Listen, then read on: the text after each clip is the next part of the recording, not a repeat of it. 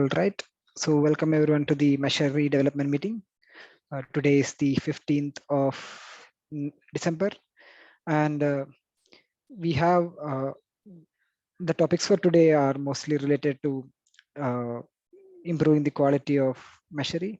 So this is something that we have been discussing uh, for a couple of weeks now. So Meshery is at v0.6. So it is important that we focus more on the quality of things and focus on uh, writing some automated tests and that sort of things. So yep. So we are focusing this meeting particularly on those initiatives, and we have had a lot of work being done here in the past couple of weeks, and yep.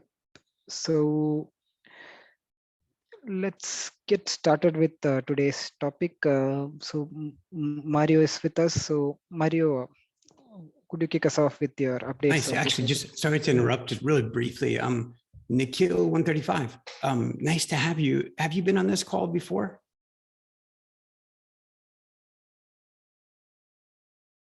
Oh, and actually, yeah, Nikhil, do you have audio by chance?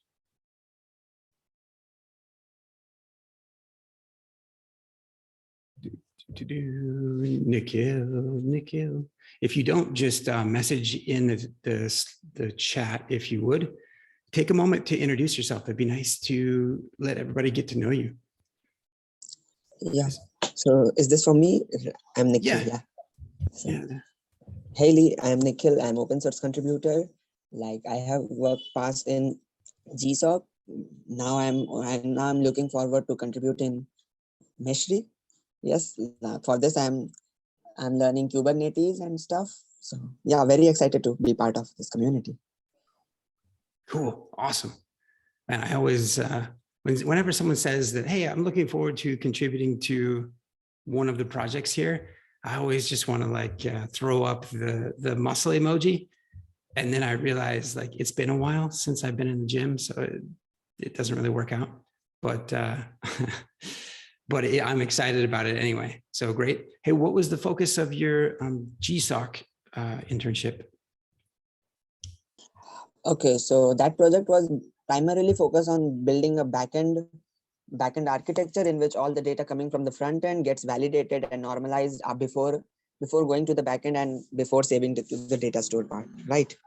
Yeah. Gotcha. That sounds extraordinarily generic. Yeah. Like, yes, every back end should do that for the front end. Moreover, every front end should do it for itself.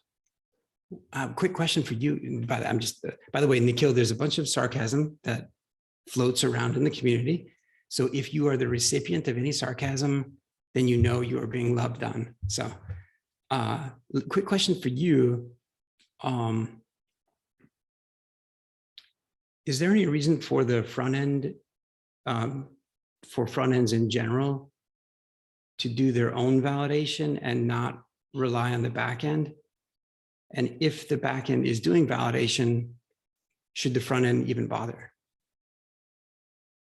Okay, so the front end validation is kind of faster, like because we can validate in client side as well. So it saves kind of cost for like transferring the data into the API, then checking the backend call, and we put the backend validation, like we always want to be in the safe side of the community, right? Like no data in the data store will get ever corrupted. So that is the reason we put validation in backend, and that is the reason we put validation in front end. Like so to be summarized, front end validation is to save time, kind of, and backend validation is to keep in the safe side, right? And both of the validation like works like in hand, like simultaneously. Like, do I am missing any point? That's great. Yes, quite a few, but but you're right. Or like, if you think, I'll let you think about it a little bit more. If you would, I'd be curious to hear your thoughts later. Like, in accordance with what you just said, is like, well, if the purpose of doing another front end is really to like speed things up, kind of save some cycles on the back end, and you should be doing on the back end for data integrity, you mentioned kind of secure in there, which like there's absolutely a component of that you're not touching on yet, but data integrity. Then I wonder, like in accordance with that logic, it would be like, well, why would you, if you're doing it in the back end anyway, then why do it in the front end? Because you're just doing double duty. So something to think about. There's probably more to it than that. So, but nice to get to know you. Thanks for letting me ask you a couple of questions. That's great.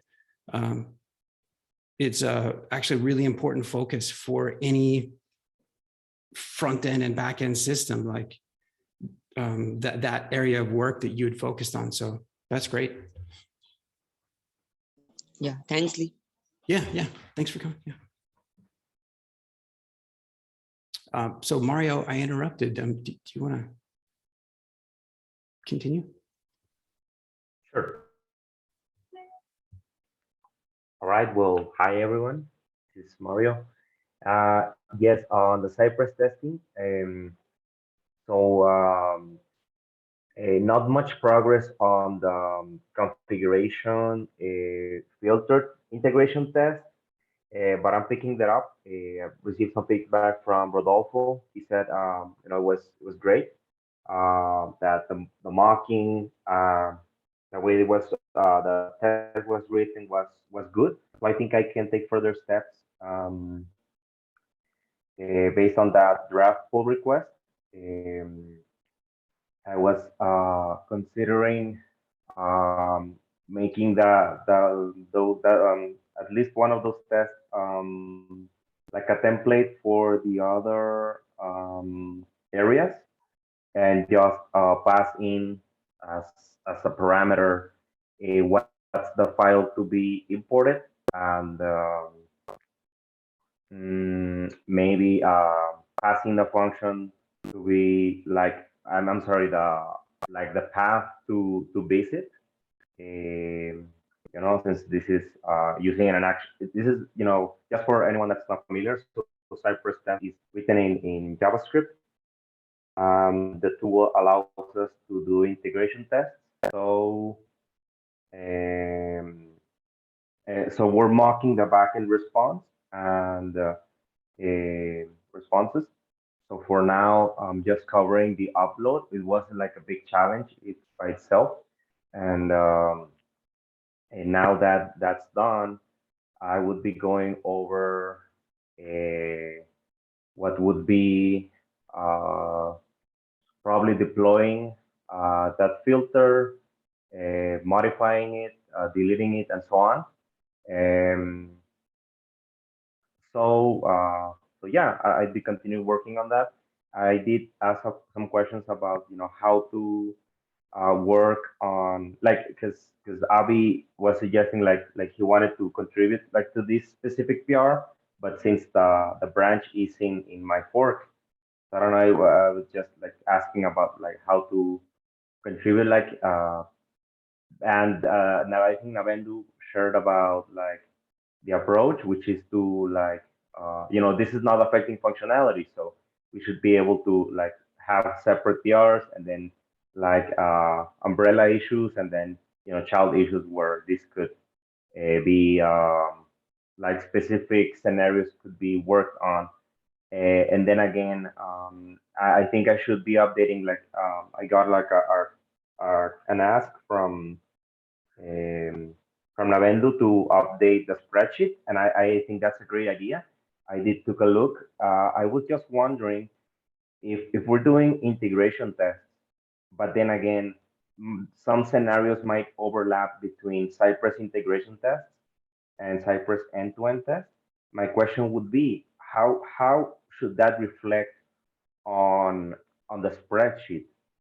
Because we could have like a lot of similarities between like an integration test on Cypress and then again an end-to-end test. So should there be two rows to account for each of them and just specify that, or should there be like a new column that would be just to account for that? Like, okay, this is a certain scenario, and then one row would be automated, and then just like that would be split into integration, yes, no, with Cypress, and then end-to-end yes, no with Cypress. Like I know there is a column for automated, but it's not that binary in this case, you know?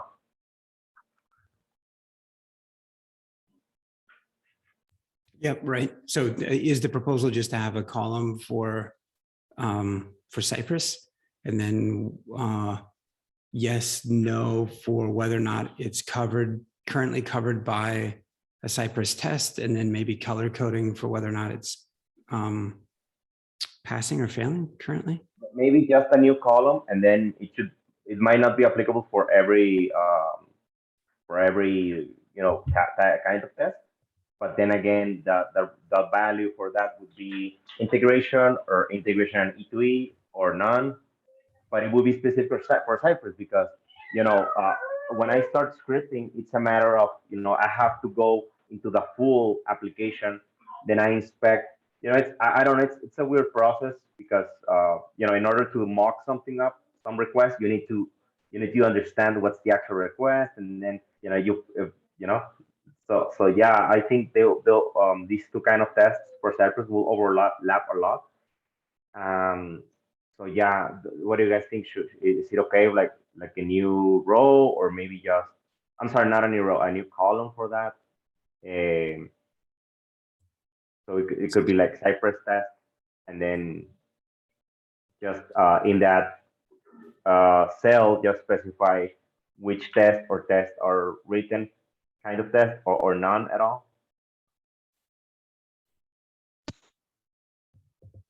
Yep, that sounds good. Like so, one would be for the integration test, and the other would be for more of the end-to-end test, right? Like that would be the end result. Mhm. Okay, sounds good. Then I'll do that. And something while going through this spreadsheet, what I notice is that it's kind of cumbersome to scroll up and down and find things. I don't know if am I the only one, or is this something that anyone else has experienced? Yep. Yeah, Am I crazy? yeah, that's a valid issue. Okay, so By I'm the not way, the only one. Go ahead, yeah. Abby. I think you were going to say something. By the way, for yeah, hello.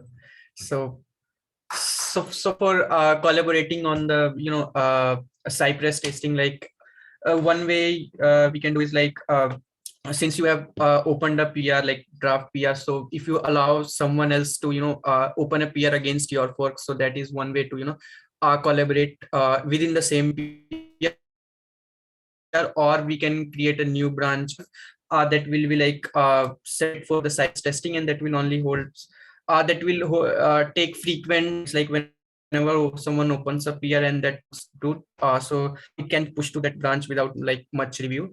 And then since that branch is like regularly updated, then anyone else can collaborate too. So after Mhm. some functional things have been done, then that branch can be merged into master, the same Mhm. process, recycling.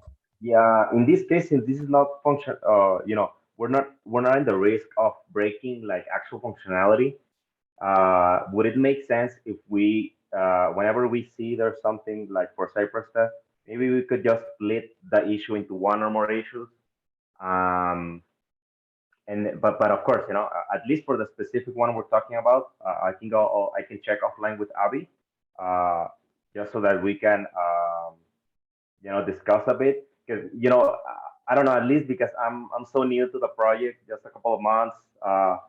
It just feels a bit overwhelming, but then again, starting like from like with a fresh mind, it's like, okay, maybe you want to test too much, so the idea would be just to look for the like valid scenarios. And I was taking a look at the spreadsheet, and it's very simple. It's just importing a file, deploying it, uh, editing it, deleting it. It's very simple. Even though there's three different components or pages we're talking about, I think we should try not to like overcomplicate it, because we'll end up having like okay, there'll be one issue, and then now there's three, and then now serious CRUD operations. So that's 4 type of operations. We'll have 3 times 4, 12 different issues just to complete, like, those tests. And then as more people contribute, there'll be like, I think that's fine. But if we try to reduce the scope, we can iterate upon adding the simplest test we can, that add the most value, that require less maintenance. To iterate upon that.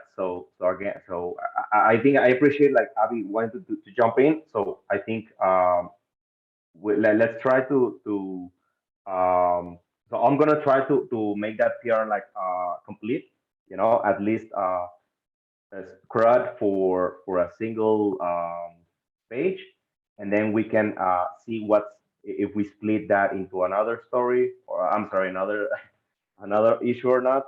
Um, but I'm very confident that we can reuse a lot of code for the 3 pages, because we're, at least on the integration side, we're really focused on the front end, uh, behaving as it should, showing the right, I don't know, the right information to the user depending on the backend response. So I think that's, um, I would say it's quite simple. The most effort would be like just going over each scenario and uh, getting together like specific JSON responses to mock.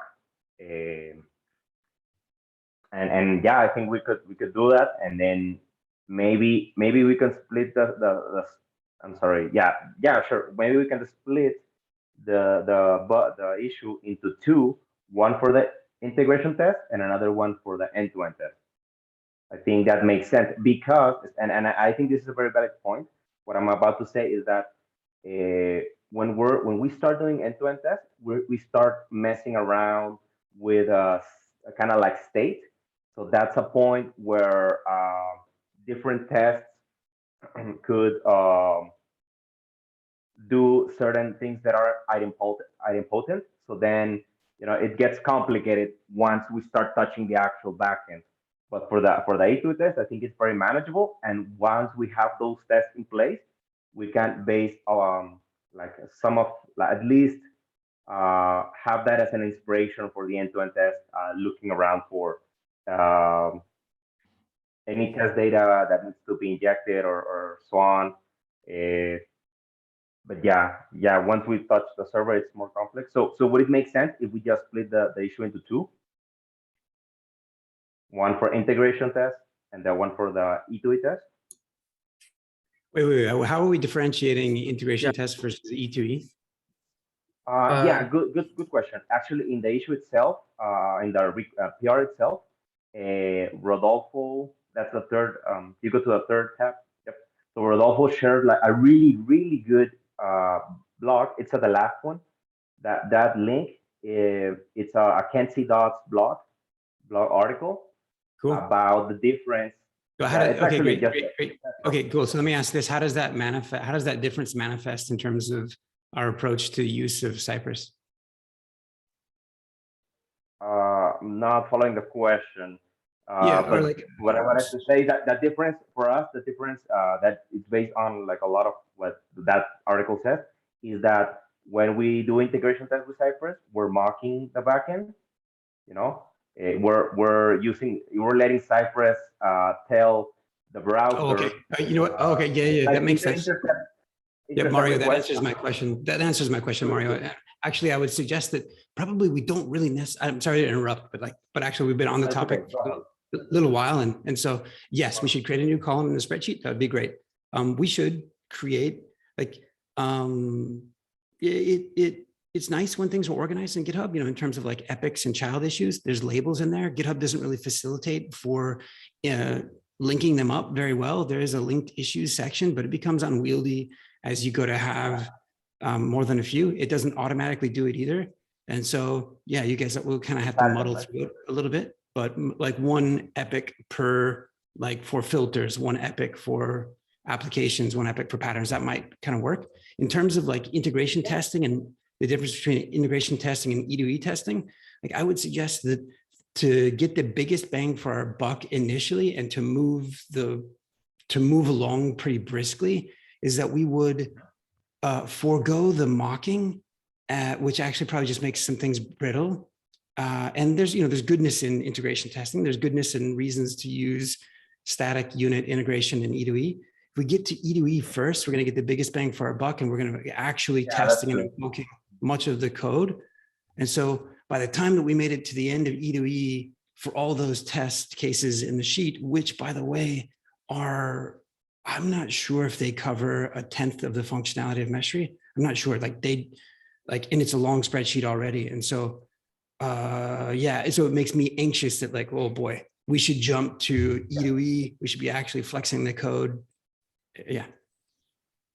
I agree. Yeah, actually, that's a good approach, at least for like just as we make progress. Like you're right. Yeah, end-to-end tests give more benefit because they exercise, more code, and we don't have to maintain the mock responses. If there's a change in the front end, that's the server, we'd have to go and update every mock response JSON. It'll be like, yeah, I agree with you, especially for this specific functionality. So let's go with the E2E test first. I like that. Sure. About splitting by different, by different page. Are we sure about that? Because basically, if we do that, we might end up, having less. Well, I think that's fine. Yeah, because I wanted to like reuse a lot of code. Like it's simpler if you do the 3 features, like do functionality together. But then again, it might not be that easy to understand. The maintainability of the code, the test code. So yeah, we can split it in 3. Yeah, for now, I think that's fine. So I'll create those issues and I'll just update the details on the PR, if that's okay. Yeah, sounds good. Yeah, no, it's the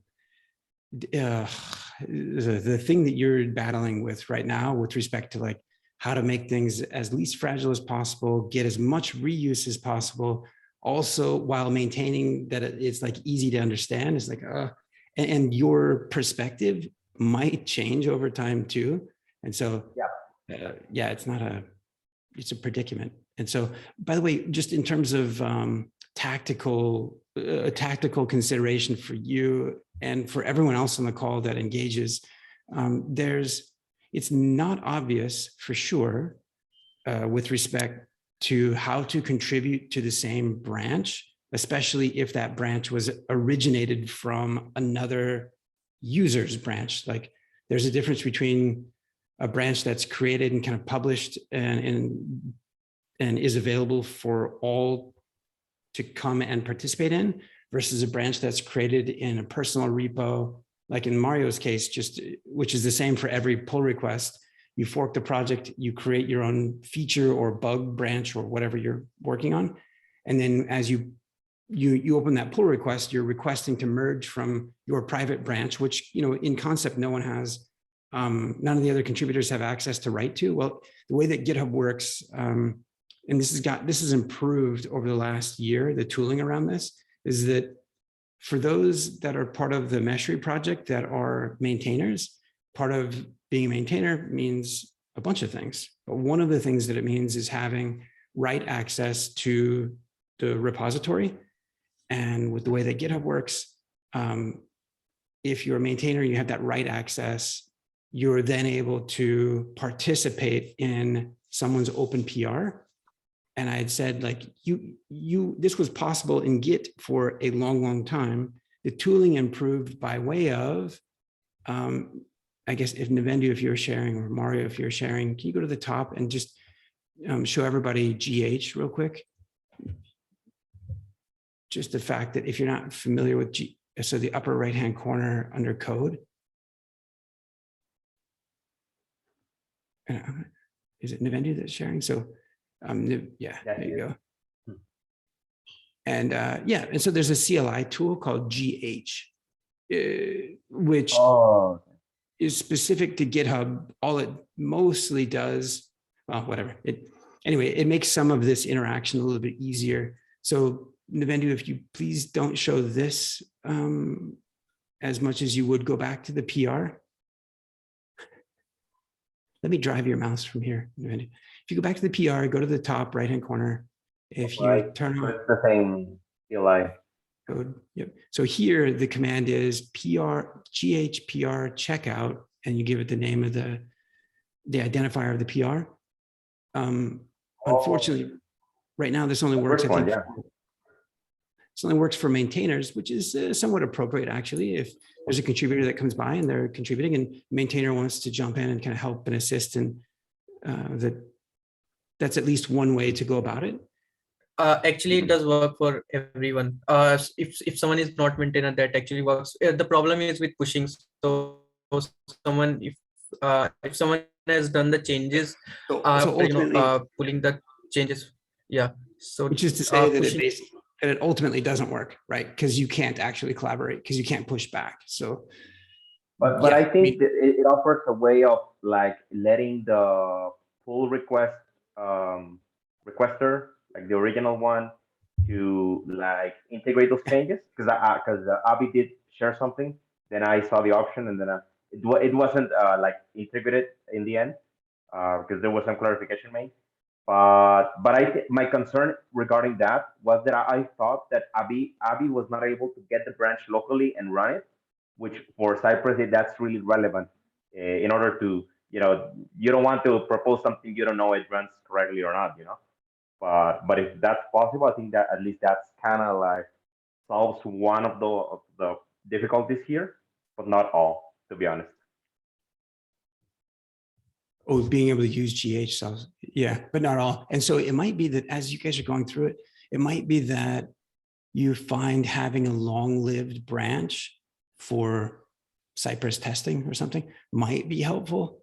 Although we want to avoid it if possible. Like we want to get things into review. I think we have to avoid it because we need to make the scope as simple as possible so that we can like merge continuously and have shorter feedback cycles, right?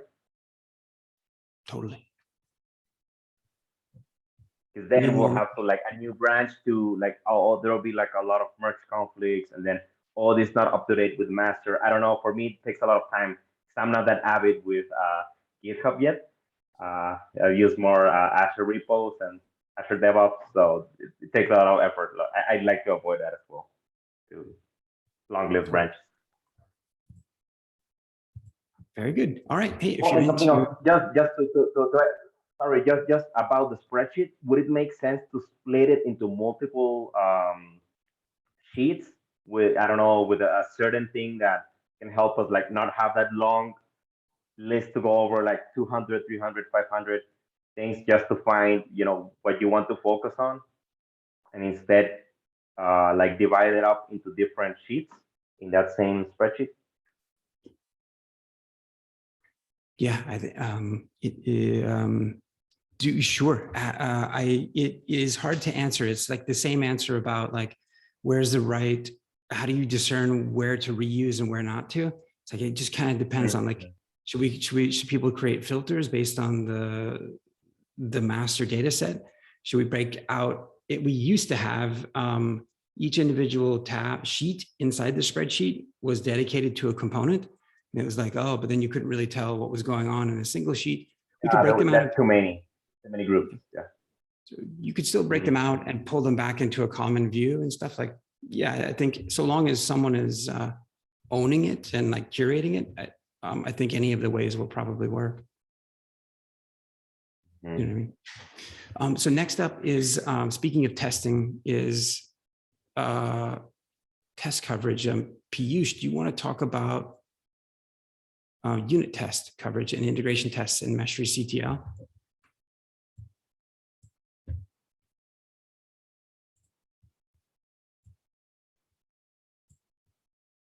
Piyush, yeah. Sorry. Okay, let me share my screen. All right.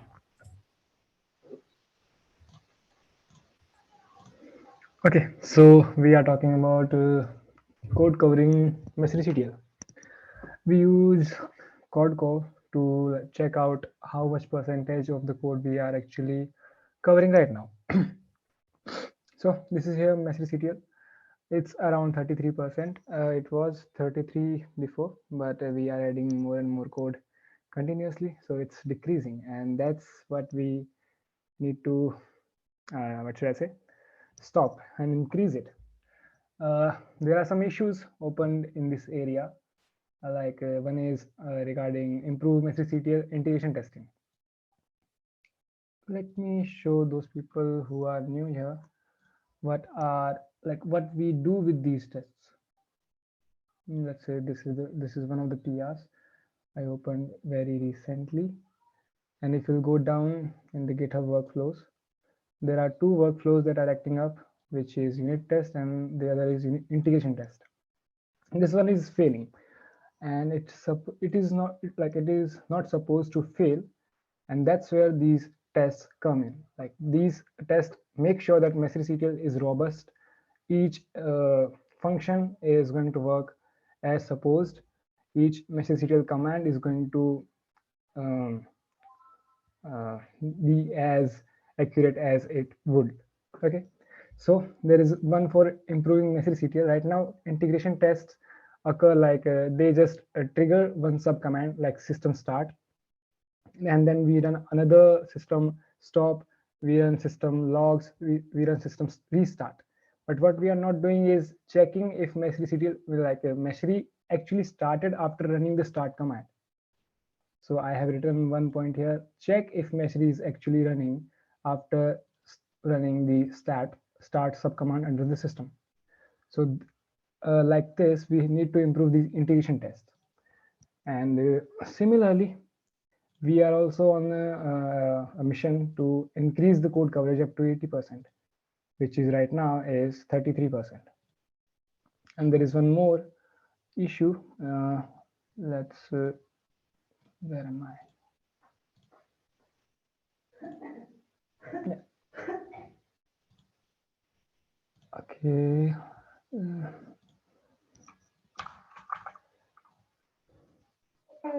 So there is one more test, one more issue, that is to increase.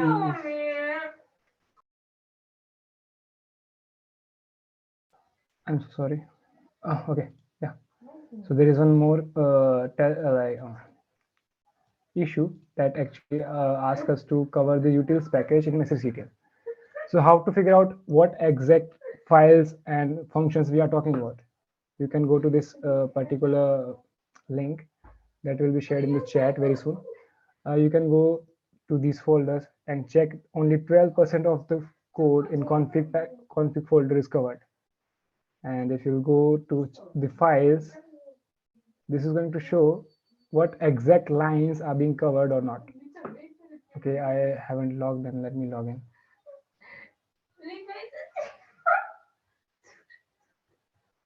Okay, the red lines are what we are not covering. The green ones are we are covering in some test that we have written already in the test files.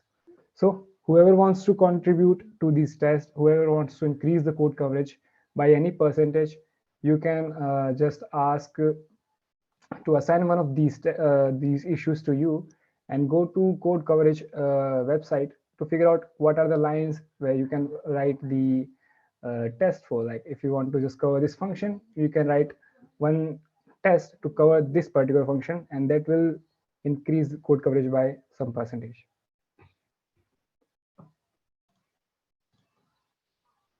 Any questions? So, Piyush, recap real quick, if you would, the call to action, especially for any of those on the line that might be wanting to contribute to Golang in the project.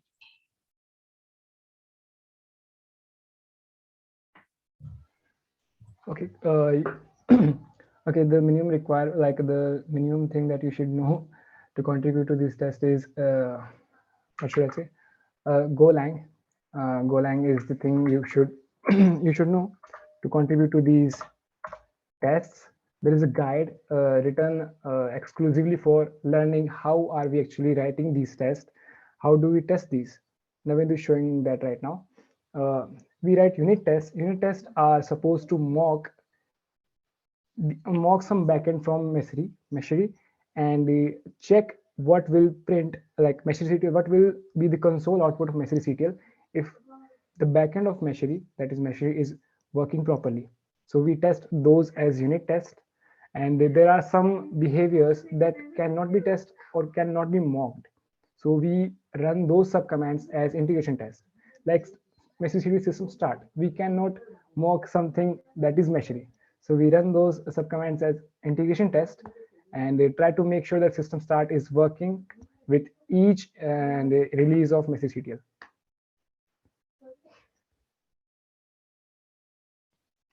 If you guys have any questions about test, you can hit me up on Slack and tag me anywhere. I'll make sure that you understand how you can contribute here in this area. Yeah. Is there anybody that's looking to jump in here now? So there's a couple of folks that come to mind. So Vishal, Mr. Danur, potentially Mr. Wick, Mr. Gupta, as you guys dig further into Golang. Or there might be others, like this is it's an impactful area to jump into. It's the writing, some of these tests are, well, one, the code will get used like nonstop. The code that you write will be invoked every single time that someone does a pull request, every single time that someone adds a commit to a pull request, every single time we do a release. Like it becomes really important, it gets highly used. So it's pretty important. It's actually a large part of the point of today's meeting itself. Navendu let us opened it up with, we're trying to make a release. We need to get quality into a good position. And so Mario is here talking about all the ways in which he and others are trying to push forth on integration and end-to-end testing. Piyush is talking about unit testing, maybe even some static testing in there. There's a golden template, or a thing that he refers to as the golden template. What is that? How does that work? There's a lot of intriguing things. It's a good way to make your mark on the project. Piyush has taken Meshery CTL as one component of many in Meshery, in the whole project, from no unit tests to Piyush. 33%. Okay. Okay. Okay, so some of you might find writing test really a big task. Like in every issue, I'm asking you to cover a whole file. So that's not what I like. I don't want to intimidate you with writing these much tests. You can like raise a PR just with one test for one function in Meshery CTL, and that is going to boost the code coverage with really high amount of percentage over the period of time. So don't get intimidated by that fact that you have to cover one file. Just one function would be enough to raise a PR.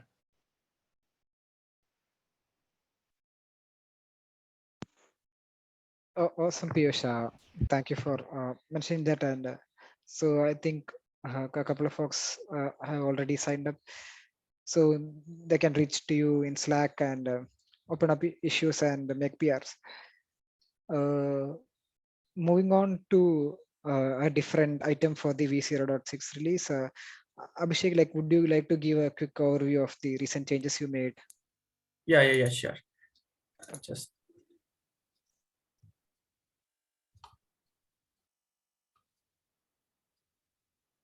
I don't know. I just wanted to share one screen, but it won't be. So yeah. So my Firefox screen is visible, I hope. Going through it. So this is the previous screen that we had, like all things clustered up and out. So yeah, we are back to our original style that we just made after a lot of efforts. And that's what we have right now, that's integrated. Like I have talked about like 2-3 different things, one of which is Utkarsh PR and 2 other more like my on to other PRs. But unfortunately, it's not like all these changes are on different branches. That's why I could not show it at the same time. Maybe on the next call I will unite everything and show it to you once. Now, moving to it, so we have changed the RGSF form styles that you can see here, and another thing is like enlarging the tooltip and changing the color for the better visibility. So just want to get the feedback of Lee over here, if it is fine. Oh, yeah. You know what? It's not worth talking about until we get a design. Yeah. Because like it looks fine, except no, right there, except no, it doesn't look fine because that same style is not used anywhere else. And quality is all about consistency. Okay, sure. Okay, now so so that is the RGSF form styling. So it needs further some more changes, like you can see here. So I am on to it right now. Other than that, we can just change the name from the toolbar here. Like this is untitled design. We can click on it and change the name of the pattern file, as well as do the reverse operation here. So as you can see the changes in the RGSF form styles, I just want to quickly discuss the Utkarsh PR also. That is, so he had added the feature to add new pattern files from the console, like from the UI itself, and had fixed a lot of things too, like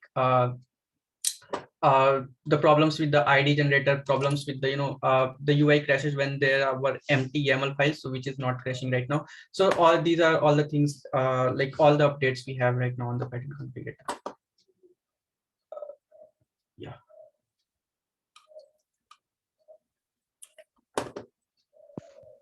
Any feedback or questions, Robbie? Some of you are jumping into a refactoring that's going on. Actually, I guess we'll talk about refactoring in a bit, but yeah, Avi, this is great. So Avi and Mario, both in the critical path to the upcoming release. Both of these gentlemen are feeling very easy in their seats right now. Cool. This is great. This is super exciting.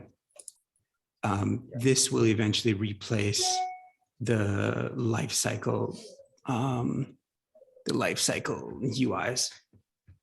This will put them to shame. Okay, who's next? Next up, we have a weekly update on the UI refactoring initiative. So Sayantan is on the call. Sayantan, like, could you give us an update on the progress? Yeah, sure. So, so actually, can I share my screen? Yep, sure.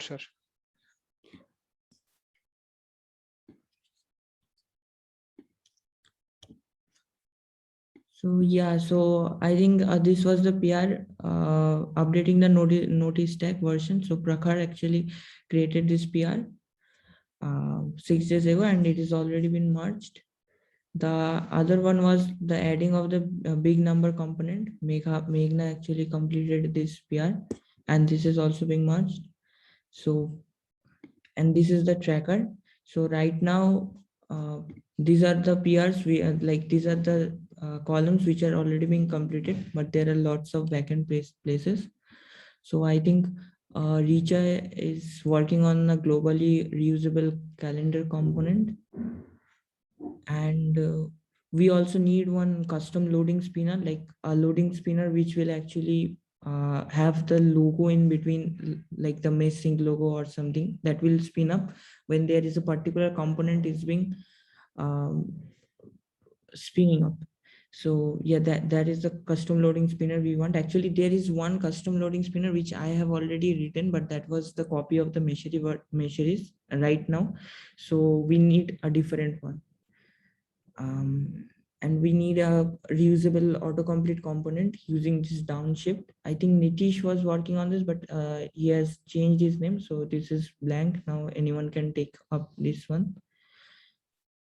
For the data table, there is also one reusable component I have written, but that is not so robust. Like we need one so that we can do all type of changes. Like we may most probably we will be using the MEY data tables, and this is also right now blank. And Meghna has, I think, completed both of this. And yeah, so I think that's a bit of an update.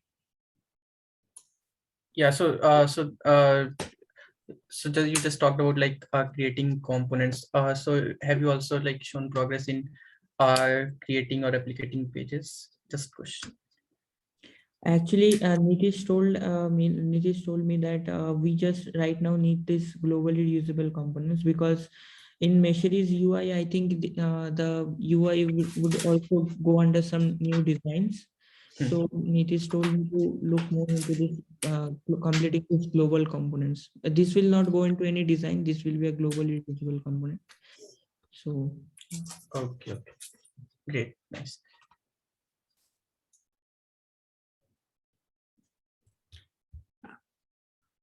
Rika Sharma has a proposed calendar library to use. That's an kind of discussion that's happening for those that this area interests.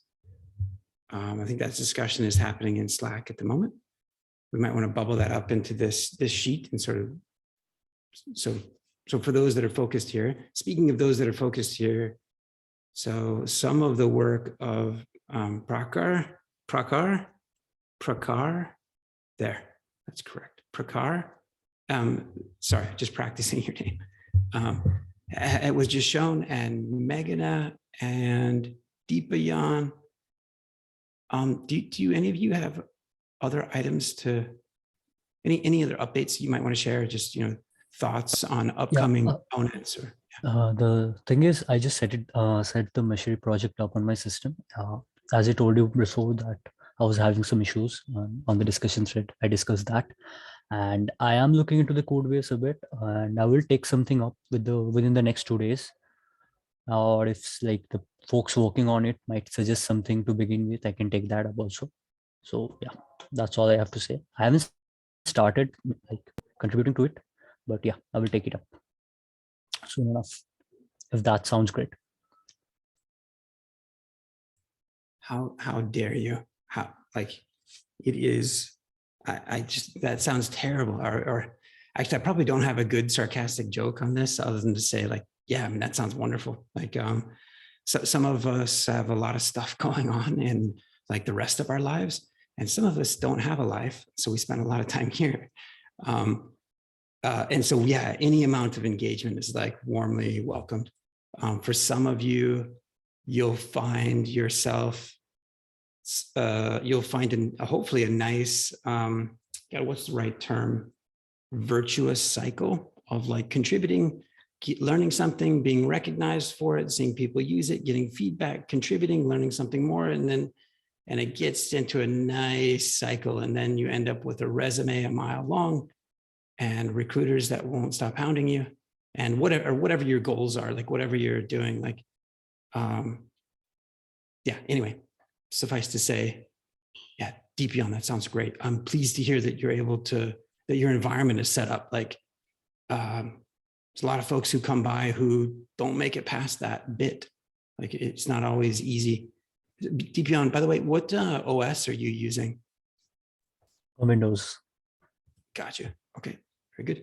Kind of nice to keep a mental inventory. It helps a little bit with respect to, as we get into testing sometimes, compatibility and but then also just the browser that in your case, like, browser is also part of that consideration.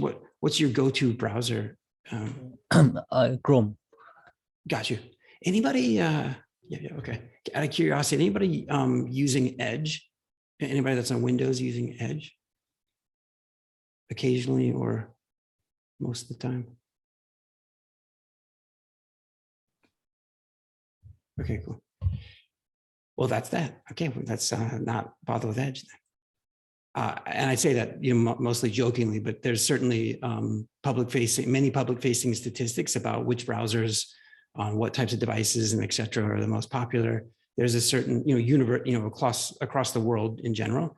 There's also a market segment of users that are going to be interested in Meshery, and they may or may not be representative of those same numbers. And so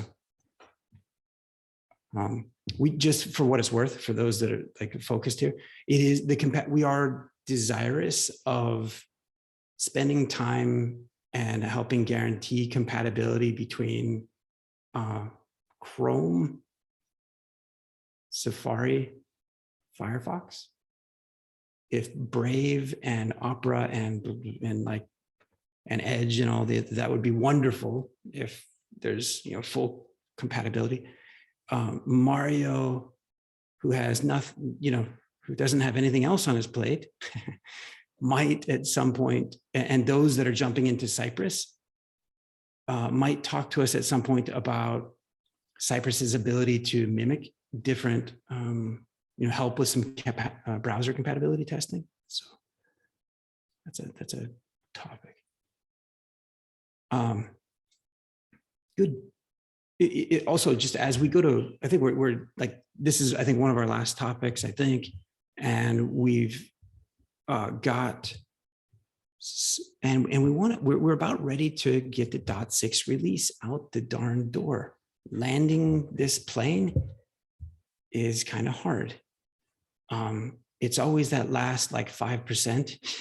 It's a reason why the issues that are like postponed get postponed, because they're hard. And so the last 5% is always like hard to close, but we're pretty darn close. So as we lean into like what's next, and as a number of you dig into this refactoring Meshery UI, it is incumbent upon all of us to get some designs down. We want to change the user experience. We want it to be compelling, slick, sexy, whatever other adjectives you can throw at it. That we want it to be consistent, of high quality, feel good, be a little serious, not very comical. We're not into 3D things here just yet. We're still sort of following the flat style. We're using Material UI. We're using like a Roboto font right now. Like a lot of, all of this kind of comes into question as something to potentially change or not. And these will be ongoing reflections for us. We do want to get off on the right foot with custom themes in Material UI 5. We have long suffered with without being able to use a theme properly. And so as we go to React 17, Material UI 5, GraphQL through and through, subscriptions, real-time data, some WebSockets. As we go to reuse those same connections, we go to manage our GraphQL subscriptions.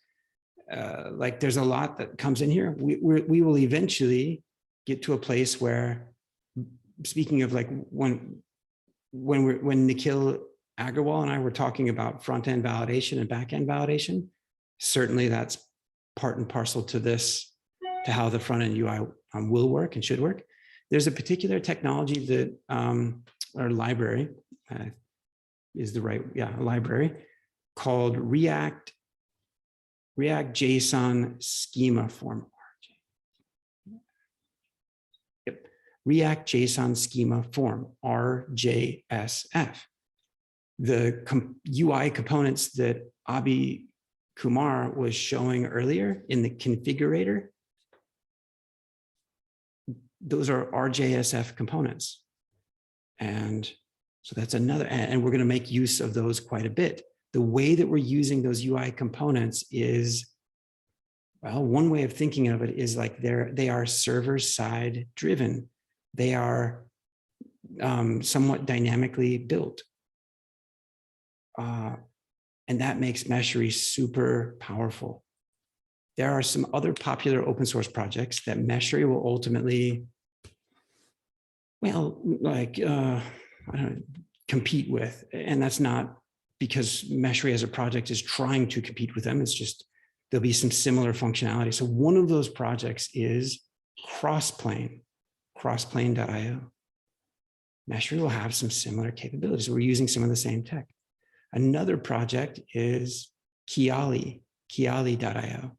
For those of you who have been contributing to MeshMap, you're already familiar with that. But But okay, as we go to wrap up, I just wanted to get just a quick mental list of those that are interested in this effort and the refactoring of the UI effort.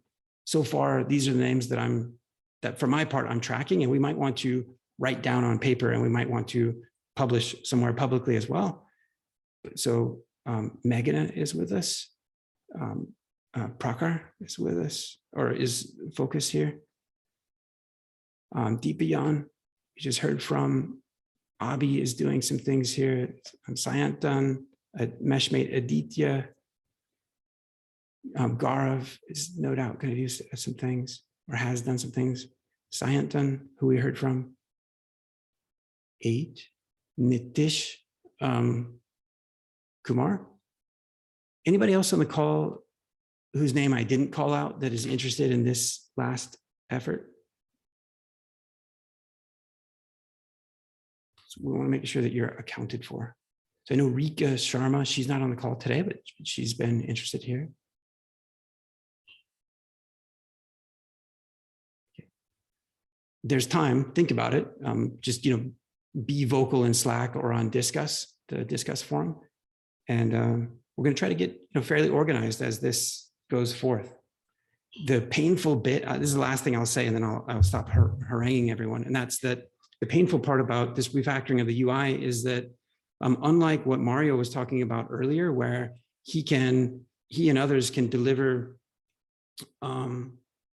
Cypress tests like in an incomplete way. He can deliver a point test here and one over there and one over there and one over, and that's all good.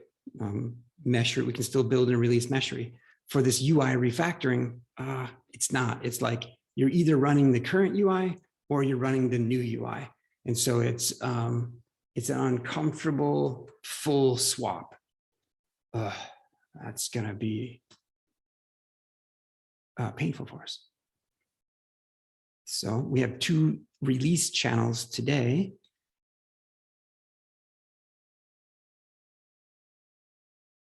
Maybe we need a 3rd, or maybe we need to change the way that those work a little bit so that we can start to get that new UI into people's hands. Or maybe we just need a flag in the UI, the current UI, that says, there's a new one coming. Do you want to try the new one? And then so we just have a cookie or something else that loads up the alternative UI. Something for you all to think about. So thanks for that, Navendu.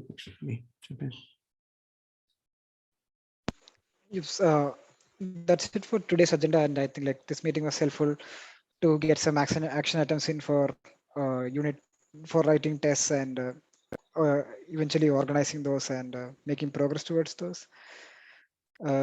So does anyone else have anything else to discuss, or else we can wind up this meeting for today? And before we wind up, I just wanted to make a note that the KubeCon EU CFP closes this week, so we are writing some proposals for talks. So add your proposals in as well, like if you are interested in giving a talk at KubeCon. All right, everyone. Nice to meet all the newcomers, and thank you for joining. See you. Bye. Thanks, Navendu. Bye-bye. Bye. Thanks all. Bye. Bye, everyone. Bye, everyone. Bye.